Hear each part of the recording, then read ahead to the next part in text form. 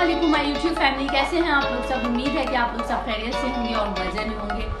मुझे ये बताना है कि मेरे घर आई हैं मेरी खाला और हम लोगों ने मिलकर बहुत इंजॉय किया। मेरा कज़न बिलाल भी आया, मेरे खालू भी आए और हम लोग डिनर के लिए भी गए और मैंने लाहौर की उनको सैर कराई और बहुत इंजॉय किया, बहुत मज़े किया। आप लोग मेरे साथ रहे, मेरे ब्लॉग को देखें, मेरी वीडियो को प्लीज़ लाइक कीजिए, शेयर कीजिए और बेल आइकन को प्रेस कीजिए और अपना बहुत ख्याल रखिए। मिलते हैं नए एपिसोड में नई रेसिपीज़ के साथ। मेरी रेसिपीज़ भी फॉलो किया करें।